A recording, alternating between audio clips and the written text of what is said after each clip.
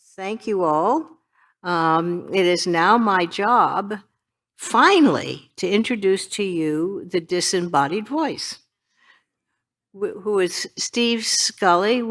Steve has kindly, and we're very happy about it, agreed for the second year to moderate our Clarke conversation on imagination. He is a journalist, a broadcaster, and much more. So can we please welcome Steve Scully, moderator of the panel, to the stage.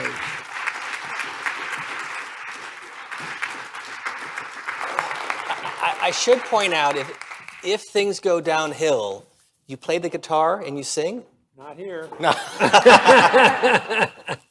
Any other talent, musical talent on the stage? My uncle's got an old barn we can use.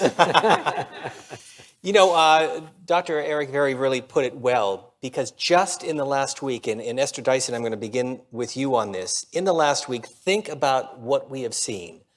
A major climate change in Europe, in Egypt, in which the alarm bells are being raised again. A national election in which the country is deeply divided and polarized. A presidential election that began last night, 720 days before 2024, in case you're counting. But also the Artemis Moon Project. So under the category of imagination and possibilities for a better planet, a better future, you can take any one of these. This is just in the last 7 days. Esther. And the question is? Your thoughts about this moment where we're at. I mean, the thing that seriously I have to wonder about is this question about, do intelligent societies inevitably destroy themselves by being so good at catering to their own short-term desires that they lose sight of the future and screw it up? Mm-hmm. And when you think about the search for extraterrestrial intelligence, you know, I used to think this was a joke, just the way I thought that Facebook being addictive was a joke. But how is it that we really haven't come across other intelligent beings with whatever it takes to also build machineries and tools? I mean, there are dolphins and whatever, but we have not encountered another extraterrestrial civilization, and why not? Statistically, we should have. And I just see so many, the power to destroy is much easier to acquire than the power to build. I over the past 20 years, not the past week, we've seen so many societies fall apart. They get rid of the bad guys, but there's no capacity to govern. It's easier to destroy the bad guys than it is to get the good guys to come together and do exactly what we're talking about. And I agree with Corey. I'd just rather be hopeful, and I'm not going to give up. But as a sort of observer of the situation, that's a really serious question. So Corey, how do we get there? How do we build a better future? How do we use our imagination and our creativity? How do we think outside the box? What would you do? So I've been trying to, I have an answer to this question. I reckoned it would be the one you'd ask me. It's a little long, and I'm going to make it short, but I'm also going to talk fast because I came in from London yesterday. I've drunk enough coffee to kill a rhino. So there's a guy in London, David Nutt, who is the drug czar of the UK under the coalition government. He's a psychopharmacologist of great repute. And David Nutt was asked by Her Majesty's government to evaluate all of the drugs that have been scheduled as dangerous. He convened an expert panel. They rated each of these substances on a scale of 1 to 10 based on how dangerous in their expert view they were to the individuals who took them, to their families, and to wider society. And then they ran a fairly simple statistical model that said, if you change the weights of those priorities, do we want to protect individuals, their families, or society? Is the position of the drug in terms of how dangerous it is that stable, or does it change? Some drugs are always very dangerous, some drugs are never very dangerous, but some of them, they go up and down, depending on how you prioritize those. And Professor Nutt went to Parliament and he said, look, you're the politicians. There's no empirical answer as to whether we protect individuals, society, or families. Those are political choices. You tell me your political choice. and I will tell you empirically how to make your political choice stick. I'll show you where, based on your political choice, each of these drugs belong on an empirical basis. And David Nutt had gotten into trouble because he had taken on the drinks industry. So in the US, as in the UK, almost all spirits, hard alcohol, are controlled by two companies. Almost all beer are controlled by two companies. Those two companies have excessive rents, right? They run monopolies. They have lots of money because they don't have to compete. And they also have a very easy collective action problem. When all of your industry is concentrated into two hands, it's really easy to decide what your industry's position is going to be.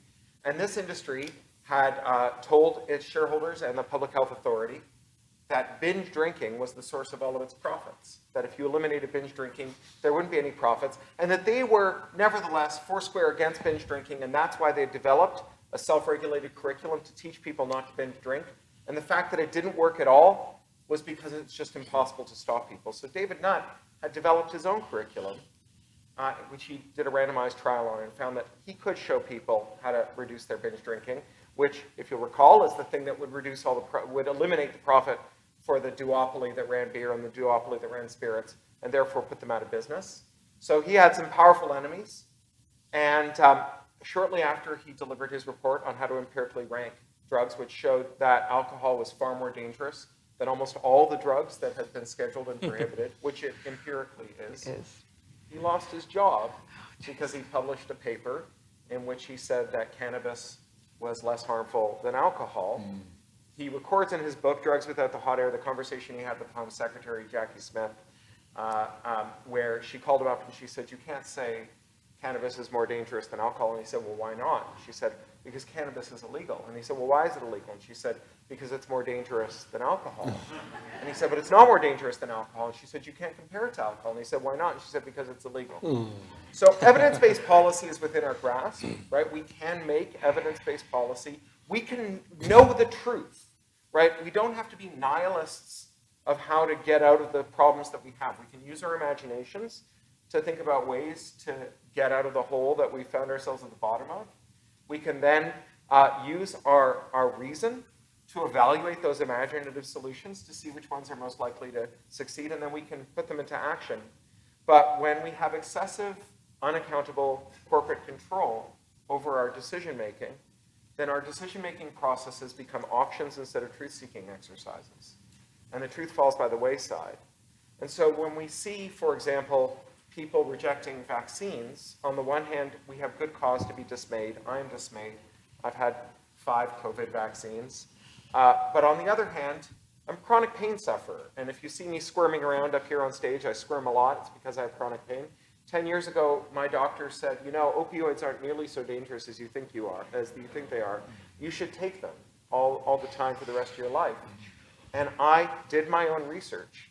And I found online information that seemed credible to me that said he was wrong, that the research was low quality, that monopolistic pharma companies were conspiring with their regulators to sell products that were dangerous to people, that they didn't care who they killed, so long as they made a buck. I was an opioid denier, right? And I was right, but epistemologically, my position was identical to the position of vaccine deniers. They're wrong, but you know, if you're not an epidemiologist or a cell biologist or an eminent scientist, you don't really know how to evaluate the evidence except by your trust in institutions. When those institutions fail you, when they act in ways that are manifestly untrustworthy, we end up polarized not by some mystical force of history, but by the easily traceable causal relationship between regulators who are captured by the firms that they're supposed to be regulating and the people who are harmed by that capture. Thank you for that. Dr. Collins, I never met Arthur Clarke, and I think many people would use a lot of words to describe him. I would use the word curiosity, because curiosity leads to imagination, leads to creativity, can make the possible from something that may be viewed as impossible. So in your area, Alzheimer's research, cancer research, gene research, Just walk us through how you look at these problems that are challenges, but you say, this can be possible. No, it's a great question, and science is all about curiosity. I don't know any scientists who weren't initially attracted to this, at least a little bit, by a way to explore the unknown and curious about what the answer might be. Science is kind of like a detective story, that there's something going on there. Maybe it's understanding how a cell works, or maybe it's understanding the cause of a disease, but you know that there is an answer. You believe in objectivity, you believe that there is such a thing as truth, and that the tools of science, if you apply them correctly and have some other people to help you along to be sure you don't make mistakes, you're going to get an answer. You're going to be like the detective who gets to the bottom of it and figures out what actually was the cause. Maybe it's easier to talk about an example. When I was a genetics fellow back in the 1980s, I was assigned a patient to take care of as part of my clinical duties.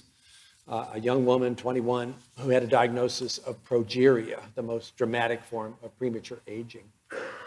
And she was fascinating and spunky, and she could curse like a sailor when it suited her to try to get appropriate attention to the need for doors to be openable by somebody who's only 3.5 feet tall. And I was intensely curious. What is this? This disease is very rare. Nobody had really understood it. Nobody had studied it. It was like this, we got to figure this out. Some 18 years later, it happened again to a couple who happened to both be physicians, and they came looking for some help about advice about how to work on this. And it captured the imagination of a few of us all over again. It was like, we got to figure this out. And ultimately, it turned out that out of those 3 billion letters in the human genome, there was just one, and virtually all of these kids, that was supposed to be a C, but it was a T in a vulnerable place. And that caused this form of illness where these kids age about 7 times the normal rate. So that's profound, and it's even more profound when you realize that that change is creating a toxic protein that we're all making also at smaller quantities. This is part of programmed senescence. Aging isn't necessarily just a running down.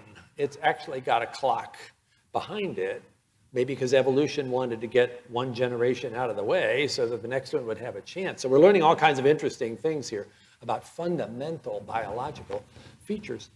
But then, of course, your curiosity is, okay, what do we do about this? How do we help these kids?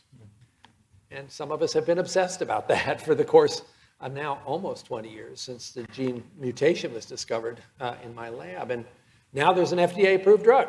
And I just was in a meeting last week with progeria kids at the meeting, and they weren't kids anymore. They're in their 20s. That never happened before, but it's still not good enough.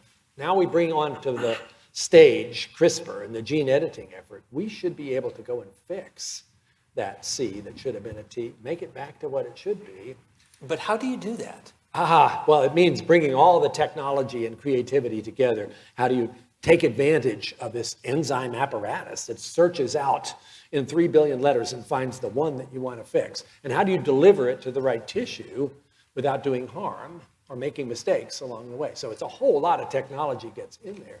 But you can kind of see the path forward. It's not like total magic at this point where you just, some miracle has to happen. You can see the steps.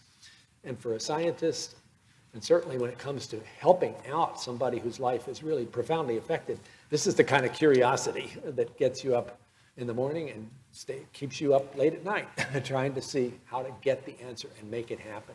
And if you could make it happen for progeria, maybe you could happen for those thousands of other diseases that are just like that, where there's just a DNA misspelling that's waiting to be fixed.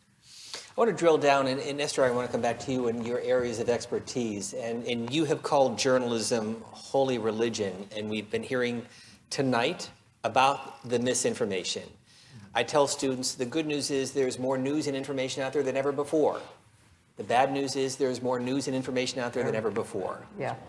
Before I answer, I'd just like to raise one other issue, which is that fortunately those diseases are rare. Diabetes is basically, it's really interesting. Many bad things have happened that you could blame on the environment, like plastics and the food we eat and so forth and so on. But to some extent, and some of them are changes in the environment.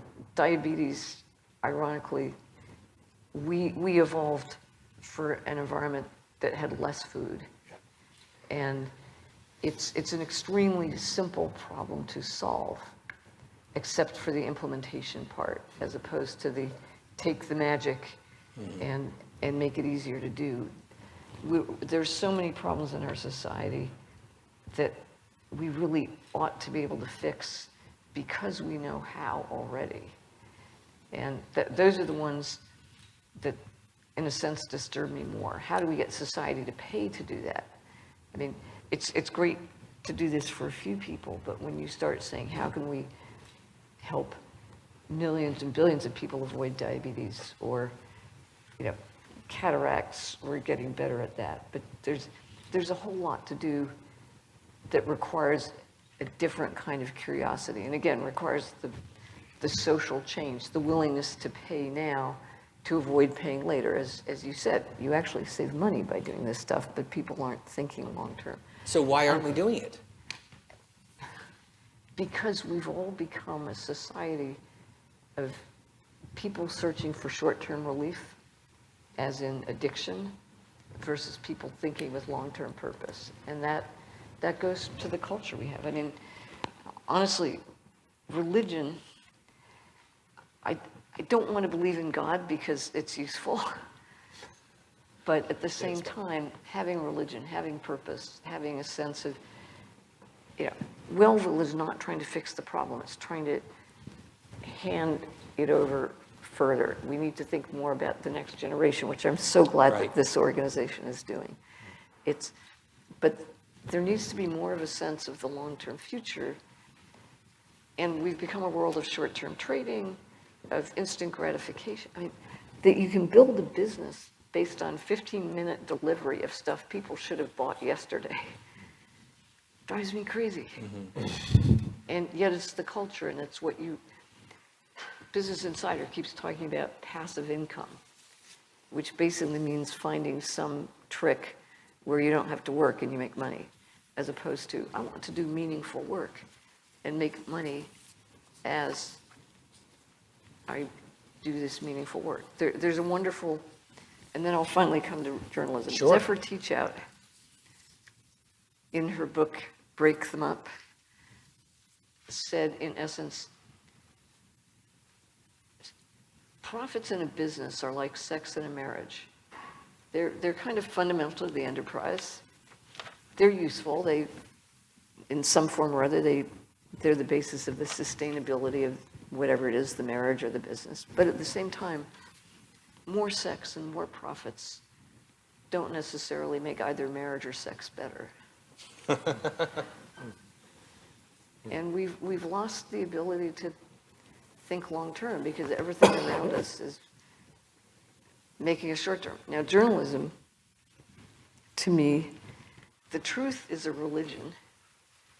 Media is a church, and in many ways a corrupted church that, again, the purpose, the DNA, if you like, or the brain, gets corrupted by the metabolism of money. And it looks for more and more rather than better and better.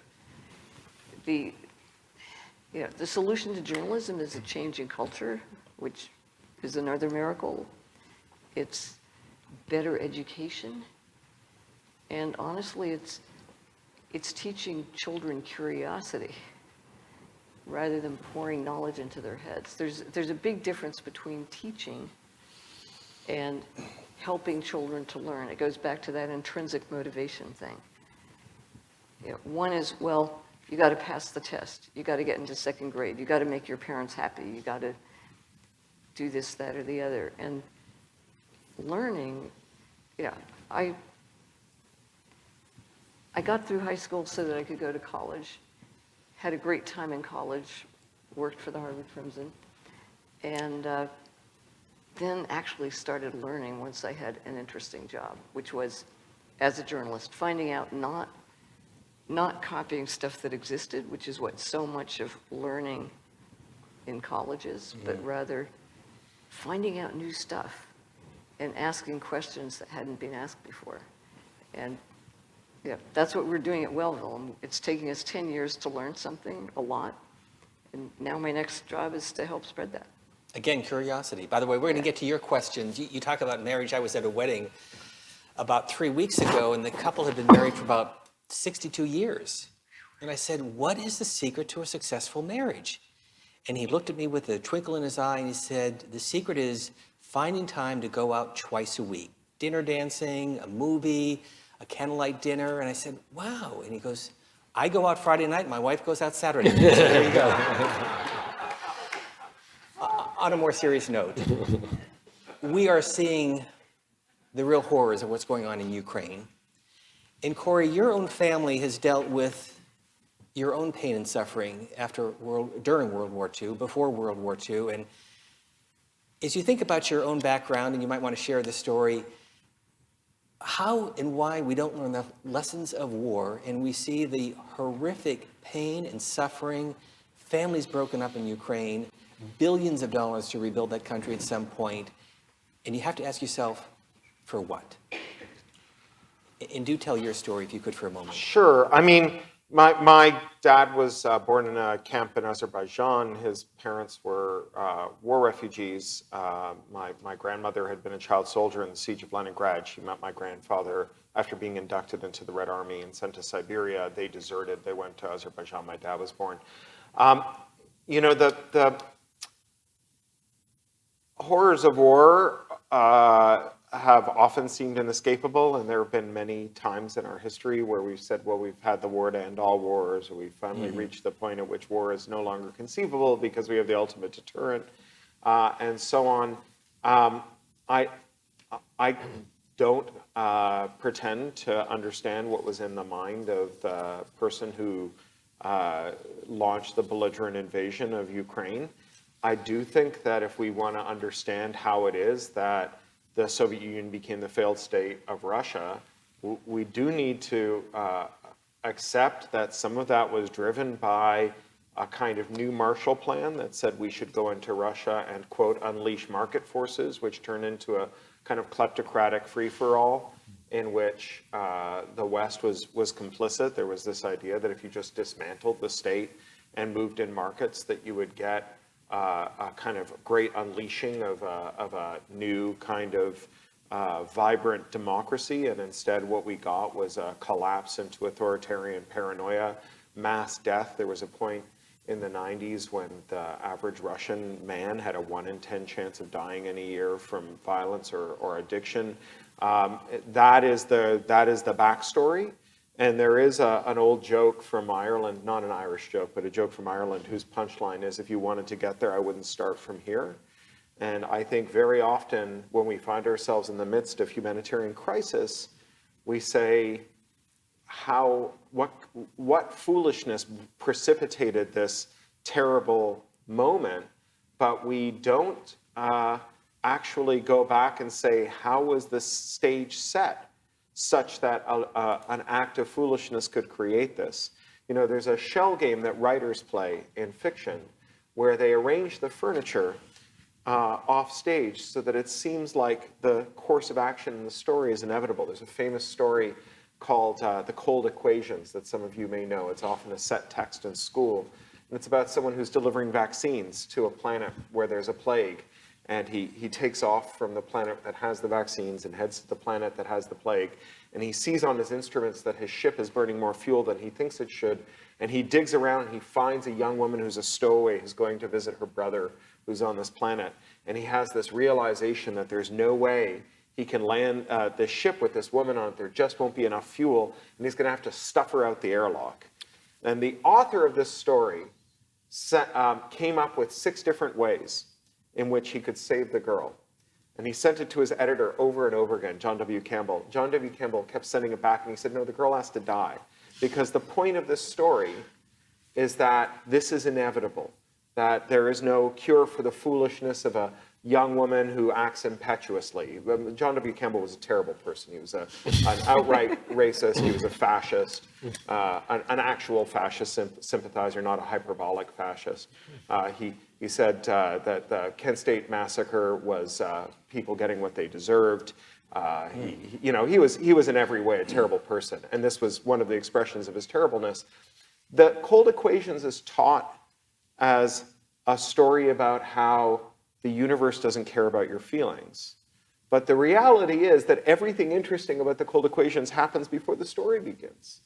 They build a spaceship with no reserve fuel and no autopilot, and they have a distant planet where there is a crew who are exploring it who didn't go with a store of vaccines. I mean, all of these things are choices that were taken before the moment. And then we arrive at that moment of crisis and we say, look at how inevitable this crisis feels. Look at how horrific and look at how cold and unfeeling the universe is. Who could have anticipated this? The reality is we could have all anticipated it, right? In hindsight, we can see it. In fact, in foresight, we should have seen it. And I think that, we look to the years in which, for example, Russian oligarchs were welcome as quote unquote legitimate businessmen in Europe. And in America, and who their wealth was treated as a perfectly decent part of our global economy.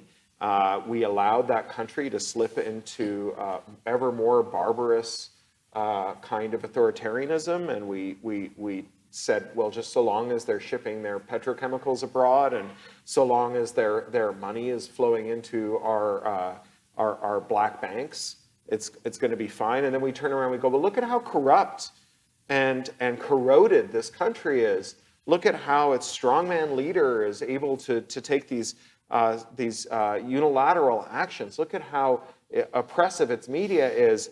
Who could have anticipated it? Well, we could have anticipated it, right? We could have anticipated it when Russian oligarchs were using the UK's incredibly overreaching libel laws to go after their critics in the UK, including Russian dissidents who criticized them, right? We could have anticipated it years and years ago. We launched the spaceship with no reserve fuel and no autopilot to a planet with no extra vaccines, and then we pushed the girl out the airlock and we were like, I guess that's just how the universe works. We could have taken a step. But so Putin in particular, but there's also Elon Musk, there's Tony Hsieh, there's so many people who accumulate power. Yeah. And then power first seduces, then it corrupts. And so the people surrounding these people don't stop them. And because they want that power too. I mean, Putin is surrounded by people.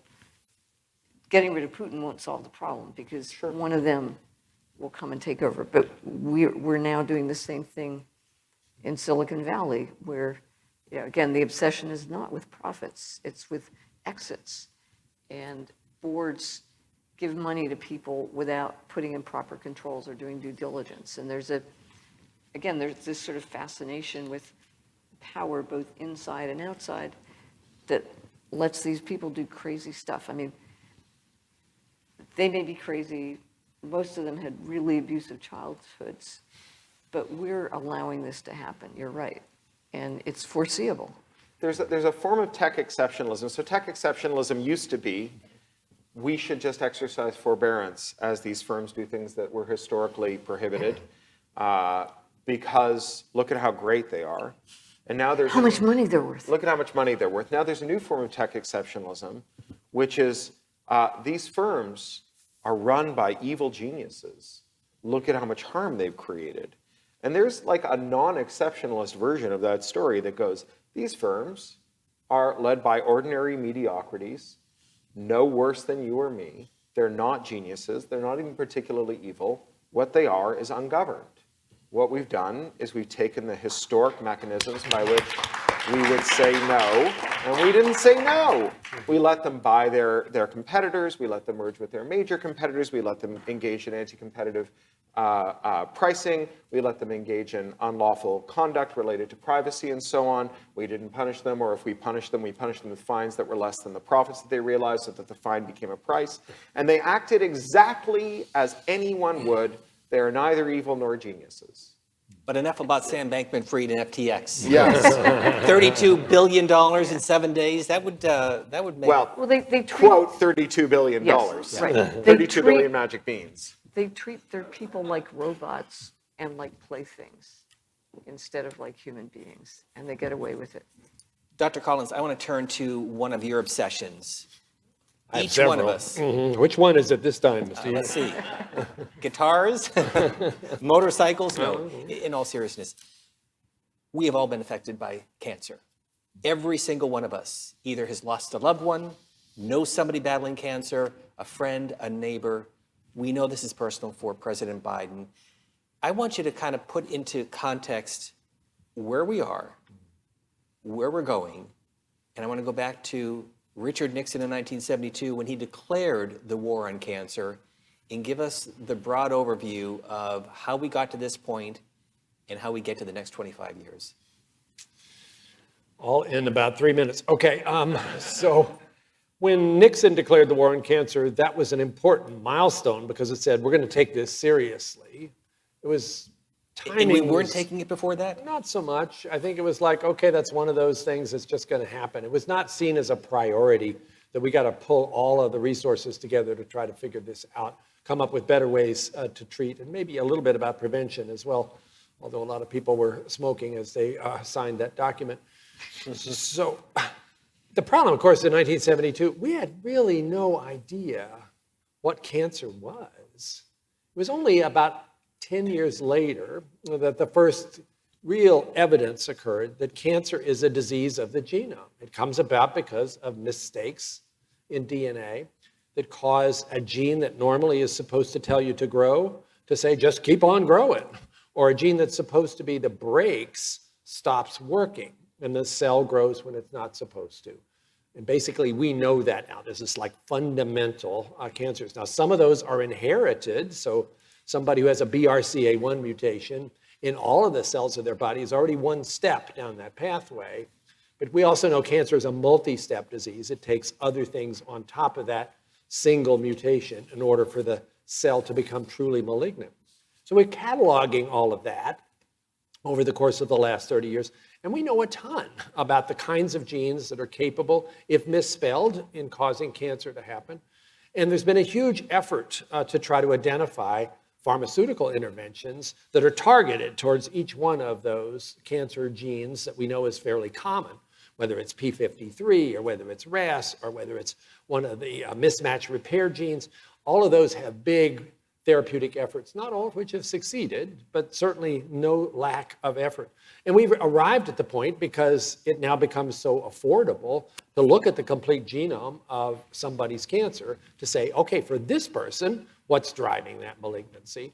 And then you can look at the menu of therapeutics and pick the one that's actually the best match, or better yet, the 2 or 3 that are a best match, because combination therapy oftentimes is what it takes to really be effective.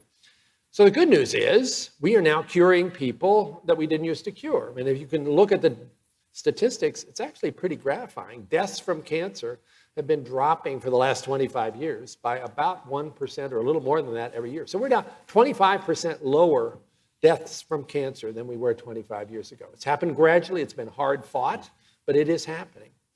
But of course, it still means we're losing 600,000 people or so every year dying from cancer that we didn't succeed with. And many of those are what we call solid tumors: colon cancer, pancreatic cancer, brain cancer, prostate cancer, breast cancer, where once those get outside of the original site where the tumor was located and become so-called metastatic, stage 4, we don't do very well. Now, there are some examples where that still works. Melanoma, for instance, with immunotherapy. And that's been some of the most exciting results of the last 10 years. And immunotherapy has been worked on for 40 years by people like Steve Rosenberg, but it seemed like it was like, okay, maybe it's going to work, but maybe it isn't. In the last 10 years, this is like some of the most exciting results you can imagine. Figuring out how to take your own immune system to school and teach it. There's a cancer in there. Go and find it instead of going to sleep on you, which is what checkpoint inhibitors do and what other kinds of ways of activating your own immune system. And we're starting to see some dramatic, admittedly, not as frequently as I would like examples. People with stage 4 pancreatic cancer who have liver that's full of dozens of tumors, who after one of these immunotherapy protocols, which is very precisely done just for them, it's like precision oncology taken to the max, and the tumors are gone. I wish it happened every time, and we need to understand why it doesn't happen every time. But somewhere in there, this combination of genomics and immunotherapy is starting to give you hope that we might get to the point where you could say cures for stage 4 disease are not needing to be that rare. Final thing I'd say is it would be much better if you didn't have a stage 4 cancer to begin with. Can't we do a better job of early detection and prevention? And there's another exciting area right now, which we're all hopeful is going to make a big difference, which is the ability to be able to look in a simple blood sample that we could take on any of you and look for something called cell-free DNA. That is DNA that's not inside one of your white cells. Put them all aside. Just look at the free-floating DNA in your blood. Whoa, what's that doing? Well, cancer cells are not very well organized, and they tend to actually not stay very sustainable, every one of them, and some of those cancer cells die and they release their DNA and it ends up in your bloodstream. And so being able to detect that as a very early sign of the fact that somewhere in your body there is a cancer getting started could completely revolutionize the way we do screening. Whereas right now we have specific kinds of screens like mammograms or colonoscopies for specific organs. Maybe you just do one blood test a year and you know whether something is incubating there. There's all kinds of reasons that this might not work, like, okay, you only discover the cancers that are already far advanced and you haven't really done anything to save lives. Or maybe you have false positives and people then go through a very nerve-wracking and expensive set of follow-ups and find nothing. And we really need to understand that. And those studies are now getting underway as part of the reignited cancer moonshot, which President Biden has pushed forward, I think, very appropriately at this time, where there are answers like that we might be able to get. So cancer is in this remarkably exciting phase of accumulating new information, but we still have a long way to go before we could say that war on cancer declared all those 50 years ago has actually been won. Maybe it'll be won in 20 or 30 years for most cancers, but remember, cancer is 1,000 diseases. It's not just one. Every cancer in every organ and every person, essentially, is its own thing.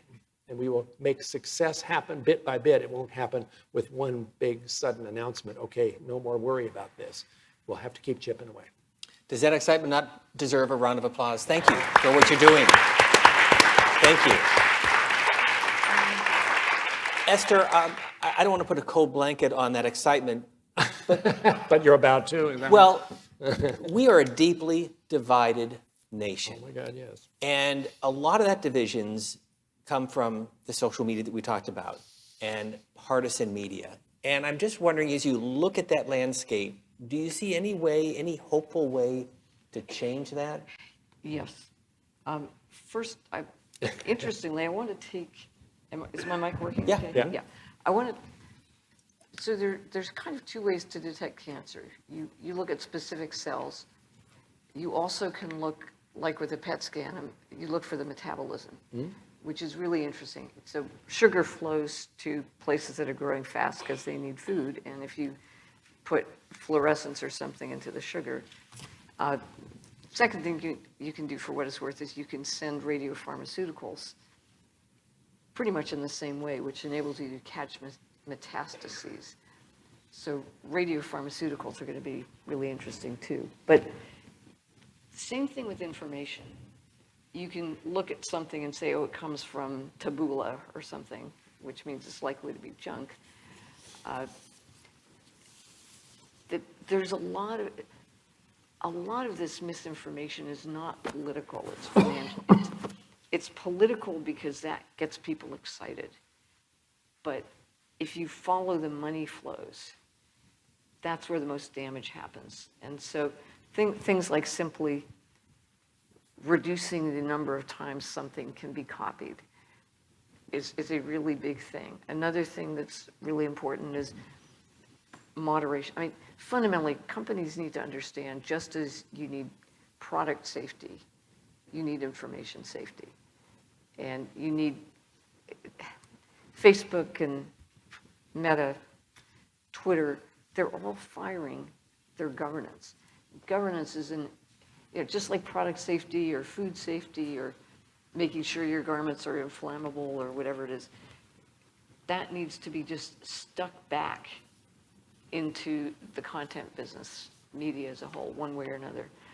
Then there are also things like user moderation, where you have to moderate 3 other comments before you can post your own. Bill Gates used to talk about friction-free, and it drove me crazy, because we need friction. Friction slows down the growth of, basically, it's like weeds and invasive species. The more friction you have, the harder it is for them to get hold. There's not, and I'm answering with a bunch of different ideas, there is no simple solution. But there are a lot of things we can do. The other challenge, when I first went to Russia in 1989, I learned about deaths of despair, mostly from alcohol, and what I call negligent suicide. Don't care enough to be really careful, so you drive drunk, and you didn't exactly commit suicide, but you weren't trying that hard to stay alive. And the second thing was cynicism. I once asked a Russian journalist, so what did you think of when you heard, what does that word truth mean to you? And ironically, of course, Pravda means truth, was the big Russian state newspaper.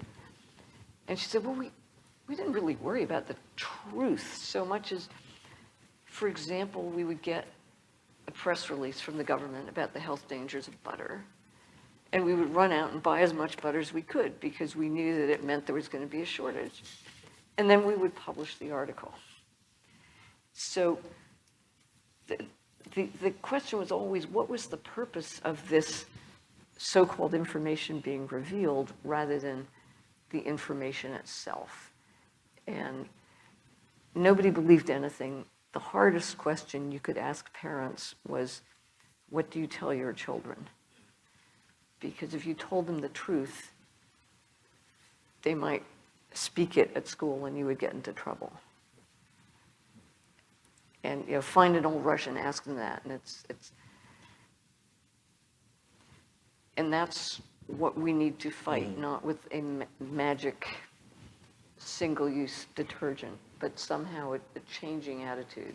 But some of these tricks, and then at the other end, education. Parents who are able to love their children so they have security and develop curiosity rather than just, you got to get through school so you can get a job. And, and we need to price in the externalities, especially we need to pay people enough to live decent lives, and we need to pay caregivers and educators and teachers for the long-term benefit they provide to society rather than just the short term. We're going to get to your questions, so begin thinking about them in the next minute or two. I think there are microphones around. That's got to be the world's smallest notebook. Yeah, I like a notebook I can stick in my pocket. You can actually read off of that? Well, my handwriting has been illegible for most of my life, so it doesn't get more legible if I have a bigger notebook. We were talking about misinformation, your distrust of big tech, and I came across the term choke capitalism. Choke point. Choke point. What is There's that? a book. Yeah, there's a book. So Rebecca Giblin, who's a colleague of mine, a professor of law at the University of Melbourne, and I wrote a book that's come out recently called Choke Point Capitalism. And both of us have spent a couple of decades in what is often called the copyright wars. And we observed that for 40 years, there's been a monotonic expansion of copyright. Copyright now lasts longer. It covers more subjects. The statutory damages for violating copyright are higher. And the ease with which one can acquire those statutory damages, proven infringement, has only increased. And that over those 40 years, as copyright has expanded, the copyright industries, the culture industries, have grown steadily more profitable. And yet the share of income accruing to the creative workers who produce those profits ultimately has declined both in real terms and proportionally. And we've been asked to blame either the entertainment industry, we all know about the evil record contracts that had all kinds of unfair terms, or the tech industry. We all know about the evil tech industry plans to move fast and break things, take things without paying for them. And we're asked to root for one or the other as our champion, right? Big tech to be the savior of users of information, big content to be the saviors of creators of information. But to reference the end of Animal Farm, and apologies for the spoiler if you haven't read a 70-year-old Orwell novel, when the firms acquire dominance, they become indistinguishable. The animals have a revolution. It's led by the pigs at the end of the novel. The pigs invite the farmers over for dinner, and they surrender to or they throw in their lot with them, and the animals who they betrayed look through the window of the farmhouse, from the pigs to the men, and the men to the pigs, and they're indistinguishable. So choke point capitalism is when you have firms that control access to an audience, and in order to reach that audience as a creative worker, you have to go through the choke point that they operate, and whatever copyright Parliament or Congress has seen fit to give you is just taken off you at that choke point. Giving creators more copyright under those circumstances is like giving your bullied kid extra lunch money. Doesn't matter how much lunch money your kid has, the bullies are going to take it. In fact, if the bullies go around and they run a campaign, more lunch money for the starving children of America, it's still not going to get the kids fed. That you need structural changes to make that work. So our book, the first half of it, unwinds these very Baroque accounting scams that describe the way that the ad markets have been rigged, the way that streaming markets have been rigged, the way that other creative markets have been rigged, audiobooks and so on. But the second half of the book addresses itself to structural solutions. None of them are individual. We actually had an editor say, I would publish this book, but I'm not going to buy it because in the second half of the book, all you do is explain what we can do as a society and nothing that the individual reader can do, and it's going to bum out your readers. And we're like, dude, you are so close to getting it here. You're not going to shop your way out of a monopoly any more than you're going to recycle your way out of climate change. These are systemic problems. And so we describe ways that you can systemically address it. For example, if you get royalties, you generally in your contract have the right to audit your royalty statement. If you go and you audit your royalty statement, you might find that there was an accounting error made that was adverse to you in the calculation of your royalties. In fact, we cite a company that has done tens of thousands of these audits of record label contracts over decades, and in all but one instance where they have found a discrepancy, it was in the favor of the label and not the artist. We have no explanation for this. We assume it's a localized probability storm. But when you find that error in your favor and you go to or in your detriment rather, and you go to the label and you say, you owe me some money, you stole money from me, they say, you're adorable, but you just can't do math. We don't really owe you anything, but because we're such good-natured slobs, how about we give you half of what we owe you, but you have to sign a non-disclosure and promise not to tell anyone else where we're hiding the money we stole from you so that they can't find out where we're hiding the money we stole from them. Now, all of these contracts, they're consummated in California, New York, Washington State, and Tennessee because of Nashville. Contract is a matter of state law. You amend 4 state laws to say, as a matter of public policy, non-disclosure cannot be enforced when it pertains to material omissions or misstatements in royalty statements. And at the stroke of a pen, you put more money into the pockets of more artists than 40 years of copyright term extension combined. There's a crack in the machine that we stick a pole in it, we wiggle it around, money pours out of the machine and into the pockets of artists. And so rather than merely making copyright last longer, cover more works, which ultimately, when it comes to creators in a monopolistic market, is just the right to be angry at your fans, instead, we can create a regime that actually puts groceries on the tables of artists, pays for their kids' braces, pays their rent, affects the material circumstances of their lives. And so that's what the book is about. I'm reminded, yes, thank you. Thank you. We gave $54 billion to the airline industries. They now have how many more seats on those planes, and you're sitting in the plane like that, and the refunds are hard to come by. They're being fined by the Department of Transportation because they've been screwing us. Oh, forget the airlines. The telcos got $46 billion to extend broadband to rural America. They spent it on copper. Copper. They might as well have invested in Dixie cups and yarn. Right? If you're going to pull a mile of copper, you could pull a mile of fiber. Right? They did it because they didn't want anyone to know how crappy their service was, because for so long as everything is copper, no one has fiber, and no one knows how garbage their copper is. Right? billions of dollars in public money, tens of billions of dollars in public money squandered on monopoly carriers who have divided up this country like the Pope dividing up the New World so that no one has to compete with anyone. When Frontier went bust during the lockdown, we found out that there were 1 million homes that they had booked as extra profit on their books because they knew they had no option, which meant that they could give them slower service and charge them more and service it less. We found out that Frontier calculated that they could make an extra $1 billion over a decade by building fiber to 6 million households, but they chose not to because 10-year capital expenditures were frowned upon by the analysts who controlled the share price of their firm, and the executives were all paid in shares, so that meant that they would have less money at the end of the year individually, even though the firm would have made $1 billion, and 6 million American households would have had fiber broadband instead of having their kids in the parking lot of a Taco Bell doing their distance education during COVID, right? That is the problem of monopoly, and it is the problem of a failure to address ourselves to material circumstances and instead engaging in ideological flights of fancy about what a free market might someday do instead of looking at what the actual market is actually doing. Dr. Collins, final question for me, and then we'll get to your questions. In imagining the possibilities as you look at healthcare in general moving forward, what is possible? Where is your curiosity? What do you imagine? Well, it's a broad sweep from the basic science discoveries that are waiting to be made all the way to how we implement those discoveries into healthcare that's actually available to everybody. We don't have that right now. We have a healthcare system that is riddled with inequities and disparities.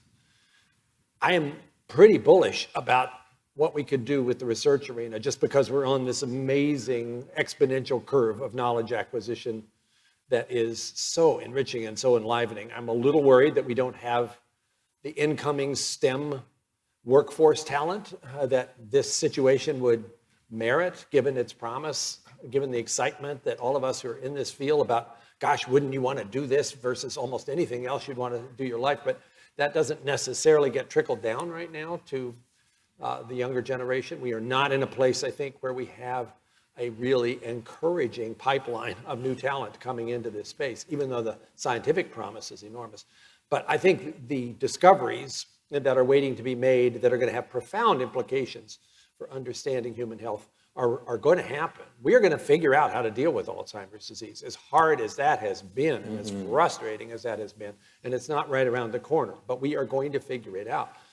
We're going to go to that next step where stage 4 cancer is actually something like, okay, we know what to do for that.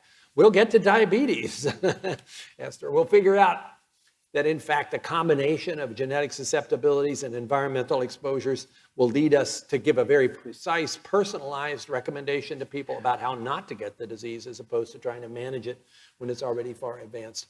All of those rare diseases that I talked about that we might be able to have access to with new tools like gene therapy and gene editing, those are going to start to happen.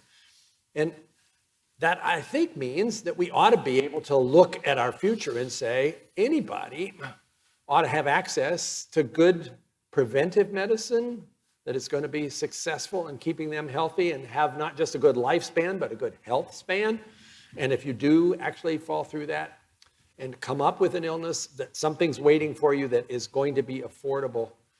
The All of Us program is one way that I hope we're going to learn more about how to do this. By the way, if you haven't already joined All of Us, tonight is your night. All of Us is this cohort of 500,000 people on the way to 1 million who agree to be part of this really national adventure to find out how genes and environment and health behaviors and everything else about us plays out in terms of whether you stay healthy or whether you develop an illness. If you're part of this, join allofus.org. That's all you need to know. You basically get your genome completely sequenced for free, and they give you all the results back so you'll know what was there. You will share information about your health behaviors. You will share your access to your electronic health records, appropriately anonymized so that nobody knows it's you. And you will have this incredible band of researchers trying to figure out what we can learn from that in a fashion that's never really been tried before at this scale. So that we're going to learn a lot from that will, I think, empower this precision approach to prevention and treatment. But what I'm most worried about is how this actually does play out in our healthcare system, which is broken and which is incredibly wasteful because of the way that we do things, which is oftentimes driven more by litigation than about concerns about the patient. And where, unless you happen to be somebody who's in a circumstance with the good third-party insurance, you may have a hard time being able to take advantage of all these advances that are happening. And that is a shame on our nation. And yet, I don't see a lot of promising steps forward right now about getting beyond where we are. We made some progress, but let's be clear. We have racial inequities that are shot through our social system, and that they are playing out in healthcare in ways that we should all be ashamed of. Yet another reason why your confirmation was unanimous in the U.S. Senate. Esther, and then we'll get to your briefly, questions. I mean, it goes to exactly what Corey was saying. It's not up to the individual. There's systemic racism. There's systemic marketing of probably the You best, need an advocate. You need an advocate in healthcare. right. The best thing that happened this week was California passing a law that you could no longer sell menthol cigarettes. But there's still a huge amount of advertising of unhealthy food, especially to Black children. There's, neighborhoods that education, poor food, that's what creates poor health much more than a lack of medical attention. The medical attention comes later. But maternal mortality among Black women is scary. And it's a combination of what they come into the hospital with, which is much unhealthier conditions, and often hospital systems that don't respect all their patients equally. And perhaps going back to the issue of profits. Questions? Who has questions? Where's the microphone? Don't be shy. Oh, yes. Roving We answered microphone was offered. This gentleman in the front. Vint surf. I know. I'm waiting for the microphone. Thank you, Vind. Thank you very much. I never pass up an open mic. This was a We fascinating, know. No. fascinating conversation. Thank you very much for how well you organized it. I have two words that occur to me. One is accountability, and the other one is agency in the context of the situation we find ourselves in the online world. And so I'd like you to think for a moment and opine on how we can increase accountability for bad behaviors in the online world, bearing in mind this is an international problem. The network is global in scope. The packets don't notice when they've passed across an international boundary. So if we're going to achieve accountability, we're going to need cooperation and collaboration on a international basis. Agency has to do with how people, organizations, and countries have the ability to defend themselves. How can they adopt practices and governance that will achieve increased safety and security? So those are the two words I'd like you to address. What is your recommendation? Yeah, can I ask Vint a question? Because Yeah. I've heard this recommended and it has a certain appeal. What if we actually asked anybody who's using social media and the internet to make a pledge that I will not put something on social media unless I am convinced that it's true. I will not distribute somebody else's claims unless I've verified that I think it's true. And I will not write out language to somebody that I wouldn't do if they knew it was me writing it. That anonymization is not a reason to be uncivil. So, in fact, anonymization is not our friend here. If you're going to achieve accountability, you have to find out who people are who are behaving badly. That doesn't necessarily mean you have to identify yourself, whenever you use these systems. But it's kind of like license plates. They're gobbledygook, but some people are allowed to translate the gobbledygook into who owns the car that the license is on. And that is penetrating the veil of pseudonymity. And I think in this online environment, we would need to have the ability to identify parties. So if they took the pledge, whoever they are, and they violate it, we have to have the ability to discover who they are in order to hold them accountable. And so this business of anonymity can't be absolute. A lot to unpack. Esther and then Corey, quick comment. Esther. It's really hard to do that on an individual basis, but I think one interesting thing to think about is how the insurance industry reduced fire. instead of spreading the risk, they reduced the risk by taking on the liability. And so, I'd love to see an insurance industry that would agree to insure, say, Facebook against various charges, but then hold Facebook accountable. If Facebook did it, their premiums will go down. To the extent that they saw Facebook not doing the job properly, the premiums would go up. And so you create a third party that's more agile than a government, but that basically imposes that accountability financially and is a little more flexible, but also willing to make judgments in a way that a government can't. And It's aren't we seeing this complicated. unfold with Twitter right now? Yes. Oh, again, Twitter is Your head so wants many, to explode. well, Twitter is so many different problems, including governance, a nutcase person who's being enabled by all the people around him. It's interesting to see how well run SpaceX is by Gwynne Shotwell, who actually runs the place, versus what's happening at Tesla and now especially Twitter. And the culture that enables that sort of bro, cool dude thing is hugely part of the problem. I still don't understand the sync, but that's a whole nother story. So I have to disagree about anonymity. We wouldn't have Me Too without anonymity. We wouldn't have the Pentagon Papers without anonymity. Those are accountability movements. Those are movements that have actually really, really been about accountability in very important and meaningful ways. If you work for Twitter and you criticize Elon Musk, he will fire your ass. And so the only way to criticize Elon Musk, for example, to say, well, with the trust and safety team gone, we see this political disinformation spreading. If you want to keep your job and if you're on a work visa and you don't want to get deported, or say you've got a chronically ill child and you don't want to lose your health care, is anonymously. And so anonymity is key to accountability in a society of power differentials. Thank you. But does it justify incivility? Well, I just don't know that you prevent. So You can't. I have had named individuals who I knew who they were be unbelievably uncivil to me. The argument that if only you make people tell you who they are, they will be civil to you, has been disproved by Donald Trump on a weekly basis for the last 5 years. Or an outlier. So by that's- your I'm former sorry, colleague that's not the point. spreading lies. Yeah, that too. So, Corey, that's not the point. The point here is absolute anonymity is not your friend here. Well, So even it's if you complicated. protect anonymity for purposes of whistleblowing and other kinds of things, and for criticizing, in the event that the anonymous party is actually causing serious harm, we have to be able to identify them, But to who- hold them accountable.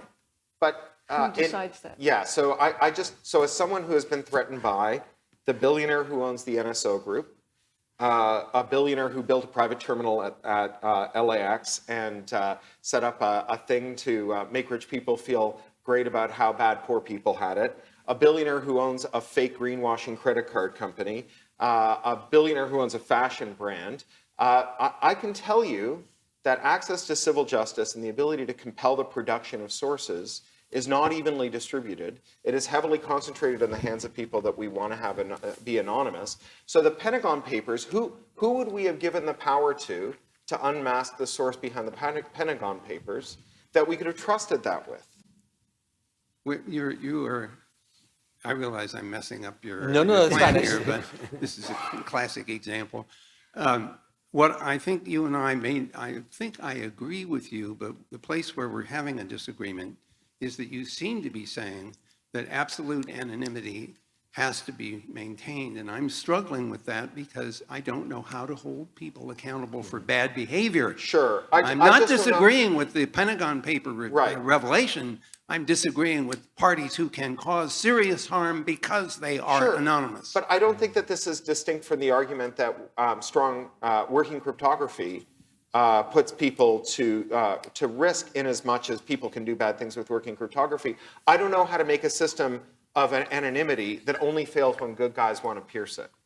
I don't know what the civil justice system is that pierces the anonymity that is only available to President Good Guy and not President Crazy Guy. Well, you've already accepted a certain amount of piercing of the veil because that's how your license plate works on your car. So we have introduced certain amounts of accountability by piercing at least one of the veils. Yeah, but we as don't an make example. pedestrians wear license plates. I beg your pardon? We don't make pedestrians wear I mean, license plates. license plates are, We used the to you have can license- easily cheat. The with a license plate is plate. about identifying a licensed driver, not a licensed person. No, it's actually about who owns the car. It has Yeah. nothing to do with who is Right, driving a it. licensed vehicle, but not a licensed person. And it's pretty easy So to you don't need fake to an be a license to identity. be a person. Well, if you were Yeah. worried that it was going to be cold tonight, we will take care of that problem by igniting the fire right here. Thank you for letting me. Thank you. Thank We have a question intervene. over here. Yes, please Thank go you. ahead. Thank you. Hey, good evening. My question's prompted by Dr. Collins' candor at the mic when discussing experts giving knowledge but maybe coming across as elitists, and that there's a breakdown in that communication between experts. From when I was young, an expert could sit there and fill you up with knowledge, and you said, this is great. An expert's telling me this. He has a PhD in 30, 40 years. But it sounds like that one of the huge stumbling blocks in society right now is the acceptance of experts again, due to this idea that they're talking down or being elite. I'm curious what the panel thinks about trying to turn around this trend, since it's put us in this vicious situation. Thank you. Boy, Yeah. how much time do we have? Yeah, it's a very serious situation. And again, it also reflects, I think, a distrust not just of the people, but also the institutions that those people represent, whether it's government or whether it's a university, or sort of seen as, up there in the clouds somewhere, or certainly if it's somebody who works in industry, who are automatically assumed, therefore, to really be just interested in making money, and they don't care necessarily whether what they're saying is true or not. And there's a lot of reasons that those things are really dangerous to our future, but there they are. I think this is a general reflection of the kind of breakdown in the way in which our society has had over many decades or centuries a sense that expertise matters. And how do we deal with that? I think because it is so shot through with political and other tribal voices, I don't think there's much of a solution other than figuring out ways that the source of information can come from a broader network and not from a short list of individuals who are already seen as somehow compromised because they represent those elitist institutions. And I'm talking about myself here as well as others.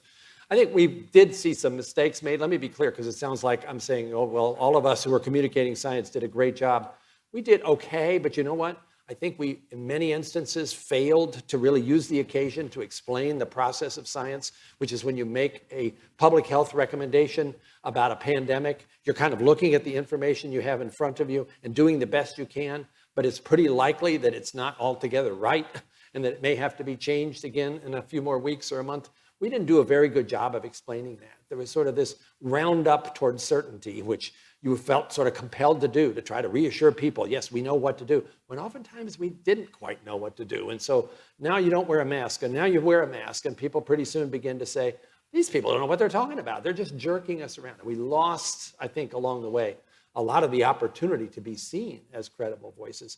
That was a lesson that I think has to be remembered the next time, that when you're talking about a rapidly moving scientific situation, you're going to be really transparent to say, we're doing the best we can with what we've got, but it might be wrong, so stay tuned. We didn't do that very well. But again, coming back to what I said earlier, I think the idea of some kind of a network, a science communication core, or whatever you want to call it, may be our best antidote to the general dismissal right now of scientific expertise, by basically spreading it around and putting it in your community and not in somebody, in Washington, D.C., which if you're somewhere in Nebraska, doesn't sound like somebody you would necessarily resonate with. Another question. Yes, please go ahead. Thank you. Hi, thanks very much. So as someone who read a lot of Clarke and was very inspired as a younger person, and spends a lot of time thinking about and working on STEM education, and picking up on something that Dr. Collins, you said earlier, given the younger folks in the audience tonight, is there something that one or more of you could say, in terms of inspiration about the future, about what you see coming, about the role that they can play? Because, to me, that's ultimately why we're here. Yeah. And before we get an answer, if we have one of the students who can ask one of the final questions, that would be terrific. Who wants to take that on? Esther? There's a student. Yeah, go ahead. First, hold us accountable.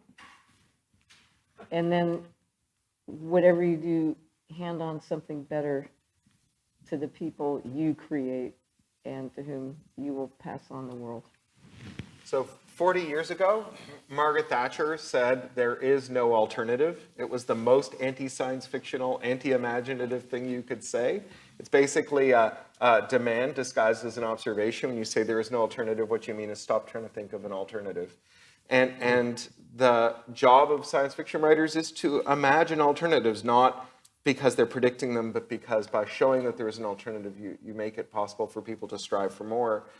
I have a colleague, James Boyle, who's brilliant. He's a copyright scholar. He's at Duke University, runs the Center for the Public Domain with Jennifer Jenkins. And he says, before we had the term ecology, people didn't know that they were on the same side. You cared about owls, I cared about ozone layer. How are we fighting the same fight? You're worried about charismatic nocturnal avians. I want to know about the gaseous composition of the upper atmosphere. That's not the same thing. The term ecology turns 1,000 issues into a movement. There are a lot of people out there who are worried about various forms of corruption, various forms of evidence-based policy falling by the wayside in favor of the parochial interests of powerful people. They're not wrong to worry about it. Some of them have misplaced that worry, but the worry itself is well-founded. When we understand that if you're angry because all the eyeglasses in the world are made by one company, Luxottica Essilor, which also owns all the retailers and also makes more than 50% of the lenses and also owns the largest insurer and has raised the prices of glasses by 1,000%. And I'm angry because there used to be 30 wrestling leagues and now there's one, and the rapey, Trumpy billionaire who owns it has made all of his employees into contractors, taken away their health care and sent them to beg on GoFundMe for pennies to die with dignity of their workplace-related injuries. And they're angry that there's only 3 shipping cartels left in the world and they keep building bigger ships. When the regulators say, one of those is going to get stuck in the Suez Canal one day, they say, go to hell, what do you know about building bigger ships? That we're all fighting the same fight about corporate concentration and the ability to turn truth-seeking into an auction. Then we can make a difference. That is the future where we have a coalition that really makes things change, because something that cannot go on forever will eventually stop. Before we get to your final question, my final question at the very end is, in your areas of expertise, just spend a half a minute, what excites you the most about the future? Think about that. You get the final question. Tell us about yourself. Hello, sorry. My name is Siobhan Greenfield. I'm a student at Basis DC. I'm in 9th grade. Esther, You study math, science, engineering? Ninth grade. basically all of it. Go ahead. Closer, sorry. Esther, my question is directed at you. You brought up how basically short-term relief is going to, in a way, destroy us, and I kind of agree with that. And I think it's especially a problem we see in teens these days. I've seen it in my community, I've seen it in my school, I've seen it with my friends, that it's so easy these days to get addicted to these social medias. And I think it's really hurting a lot of teens these days. So my question is, how do you plan to fight that? Like, what's your approach? I can't do it alone, but I'm actually working with an outfit called Sustainable Media that is focused on media and truth and anti-addiction and so forth and so on. They wanted to start a junior board, and I suggested that they bring in some junior people across the board rather than having the junior section, because your voices need to start being heard. To some extent, it's up to us to help, but it's up to you to organize and to reach out to your peers and help them understand what's going wrong. I mean, believe me, it ain't easy, but that's what it's going to take for. So I'm working on another little project, and the fundamental idea, when we talk about health, they did this really interesting study about bad food, and they talked to teenagers and said, you should eat right and so forth. And they talked to the boys, and they kind of changed the message to, the man is trying to manipulate you. they're trying to sell you this garbage and make money off you. We want to give you the ability to manipulate yourself. And I think that is the ultimate, most important message. Do not, understand yourself, understand what you want to do. Don't let society, advertisers, people who make money off you, try and control you to make more money off you. And I don't want to make kids cynical. I want them to become empowered and have a sense of agency that they can do the right thing, even more than the people trying to manipulate them can do the bad things. Thank you for the question, and I know the challenges are great, good luck with especially it. for, Can we ask one your more? generation. Yes, absolutely. Another question? Yeah, please, go ahead. Dr. Collins, when did you start working for the president? When did I? Well, I worked for 3 presidents.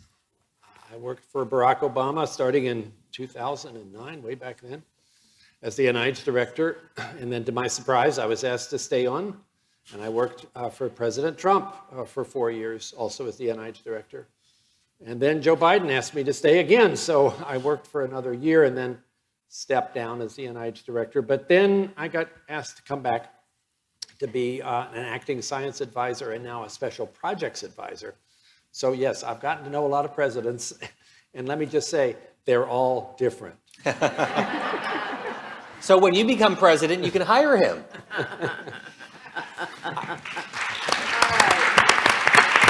So I just want to give you each a half a minute and end on the ideas of imagination and curiosity. Very briefly, what excites you the most about the future? Esther, Corey, and then Dr. Collins, the final word, very briefly. In the end, AI and data gives us the ability to predict both the future and the counterfactuals. And I think we can do a better job of showing the impact of making some of the changes we've talked about and describing a better future that will actually make people invest in those changes that they keep resisting. So I'm a materialist. I like stuff. And I know that we've got a limited amount of stuff we can make because we've got a limited planet. And I like the idea that a lot of the stuff that we have now that sucks, like the drill that you got in your drawer to make 2 holes in your wall a year, and that's like the minimum viable drill that doesn't burst into flame when you use it, will be replaced by like a totally awesome drill that would make the best drill that the best worksite has blush with shame, and that drill would just circulate. That you would know where it was. There'd be like a stochastic quantity of drills in your neighborhood. You could always lay hands on it. You wouldn't have to dedicate a drawer to it. Multiply that by lawnmowers and a million other things that we only periodically use, where everything in your life is amazing. And you don't need a garage full of junk that you never use. And we cut the material bill of our human civilization by 90% by giving everyone more. I found that really exciting. Top that. Yeah, whoa, wait a minute. Well, I am an optimist, and despite the fact we've talked about a lot of things that are wrong, there's a lot of things that are right. And for me as a physician, a scientist, my thoughts go immediately to what are we going to do about sustaining human health in ways that we still have to figure out solutions to. And I think we are at this remarkable moment of scientific opportunity. I think we will succeed in recruiting some of the best and brightest of this current generation, and may they be very diverse in their background. That's something we got to work on a lot harder, because diversity includes all kinds of potential that doesn't happen without it. So we didn't talk about that much, but if we're talking about STEM workforce, we got to talk about diversity or we're not really serious about it. And we will bring that kind of expertise on board, combine it with the kind of scientific opportunity with everything from basic science to clinical applications, and we will see an opportunity for more and more people to live out across the world, not just in our rich country, lives that are not cut short by illness, chronic disease, or death, and giving us a planet that is really much more a planet of people who are flourishing. What a remarkable conversation. It Thank was. you, all of you, for your participation.